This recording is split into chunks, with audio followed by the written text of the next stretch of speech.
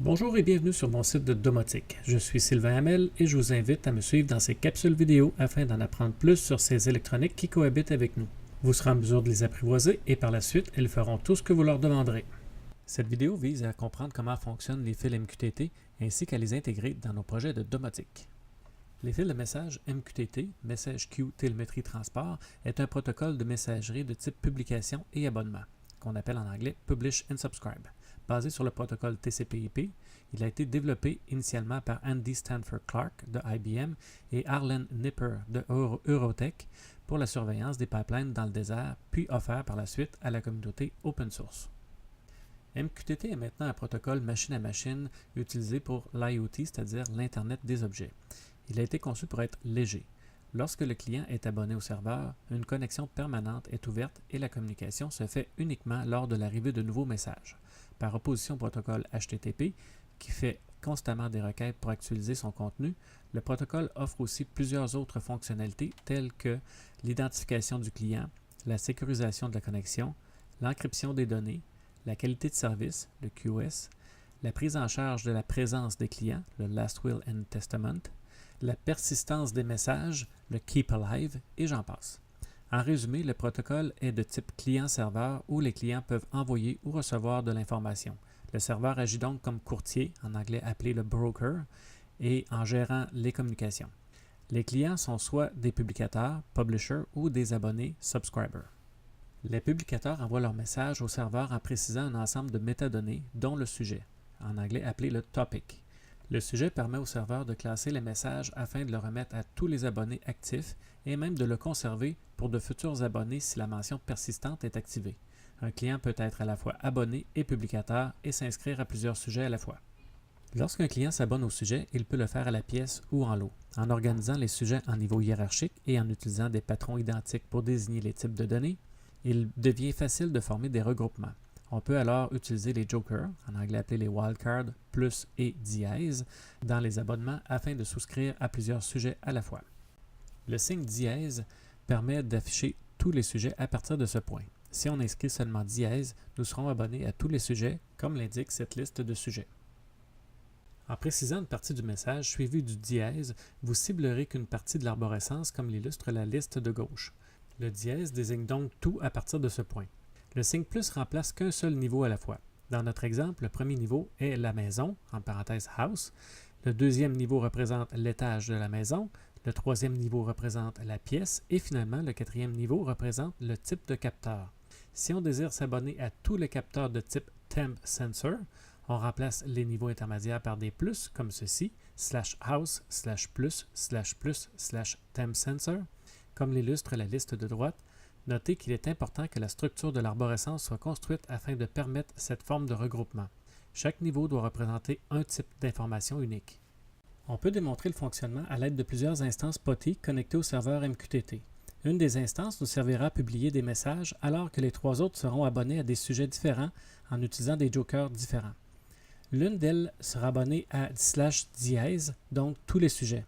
Une autre sera abonnée à /house, /first floor, /dièse, c'est-à-dire tous les sujets du premier plancher. Et une autre sera abonnée à /house, /plus, /plus, /temp sensor, soit tous les temp sensors du troisième niveau. Allons-y avec une publication /house, /basement, /bathroom, /light et le message est on. On peut constater que seul l'abonné /dièse reçoit le message on, puisque first floor ne fait pas partie et ce n'est pas aussi un temp sensor. Pour le deuxième message, nous allons publier /house, /first floor, /bathroom, /light et comme message, on envoiera off. Et maintenant, on peut constater que /dièse reçoit toujours les messages puisqu'il est abonné à tous. /house, /first floor, /dièse reçoit aussi le message puisqu'il s'agit du premier plancher. Et le /house, /plus, /temp ne reçoit pas puisqu'il ne s'agit pas d'un capteur de température. Le troisième message, /house, /basement, /bathroom, /temp, on envoie comme message 25. Toujours le /dièse reçoit le message 25 puisqu'il est abonné à tous les messages. Le /house, /first floor, /dièse ne reçoit pas le message puisqu'il ne s'agit pas d'un capteur de premier plancher. Et le /house, /plus, /temp reçoit le message puisqu'il s'agit d'un capteur de température. Comme dernier message, on envoie /house /first floor /bathroom /temp sensor et comme message, on envoie 22. Toujours le /dièse qui reçoit tous les messages. /house /first floor /dièse reçoit aussi le 22 puisqu'il s'agit du premier plancher. Le /house /plus /temp sensor reçoit aussi le message puisqu'il s'agit d'un capteur de température. Voyons maintenant la notion de QS dans les messages qui transitent via les fils MQTT. QS 0. Le message est envoyé qu'une seule fois, Fire and Forget. Il n'y aura donc pas de doublon. Le message est supprimé après l'envoi sans accuser réception. Idéal pour les messages répétitifs de faible importance, par exemple la température extérieure. Le QoS 1, le message est livré au moins une fois et il sera repris tant que l'accusé réception n'est pas reçu. Le message est conservé sur le serveur, il peut donc survivre à une perte de connexion, mais il y aura possibilité d'avoir des doublons. Idéal pour les messages d'importance, mais sans incidence s'ils se répètent. Par exemple, valider les capteurs limites pour une porte de garage avant de prendre action. QoS 2. Le message n'est livré qu'une seule fois. Un mécanisme d'accusé-réception et de comparaison assure que la livraison est complétée. Le message est conservé sur le serveur, il peut donc survivre à une perte de connexion. Et il ne peut y avoir de doublons. Idéal pour les messages d'importance qui ne doivent pas être répétés. Par exemple, un signal de contrôle d'ouverture de porte de garage. S'il est reçu plus d'une fois, la porte se fermera aussitôt. L'installation du serveur se fait via la commande sudo apt-get install mosquito et celle du client se fait via la commande sudo apt-get install mosquito mosquito-client. La configuration du serveur MQTT se fait à l'aide de fichiers de configuration. Pour se simplifier la tâche, j'ai créé un fichier de commande qui lance l'explorateur de fichiers en tant que super user. Tout ce qui s'exécute à partir de cette fenêtre se fait avec des privilèges élevés. Soyez donc attentifs. Pour ce faire, créez un nouveau fichier vide et donnez-lui le nom de explorer.sh. Ouvrez-le avec l'éditeur de texte et inscrivez à l'intérieur sudo /pcman-fm / et enregistrez-le. Éditez les propriétés du script afin d'accorder les droits d'accès exécutés à propriétaire seulement. Pour faire la configuration, il faut éditer le fichier de configuration par défaut qui est le /etc/mosquito/mosquito.conf. Les lignes qui sont précédées d'un dièse ne sont pas traitées, ce ne sont que des commentaires. La ligne de commande include _dir /etc/mosquito/conf.d permet d'inclure tout fichier de commande se terminant par .conf dans le répertoire mentionné. Plusieurs fichiers de configuration pourront être alors ajoutés dans le répertoire afin de modifier le comportement du serveur MQTT. Un fichier d'exemple est aussi disponible dans le répertoire /usr/share/doc/mosquito/exemple. Le fichier se nomme mosquito.conf.exemple et il est compressé sous le nom de mosquito.conf.gz.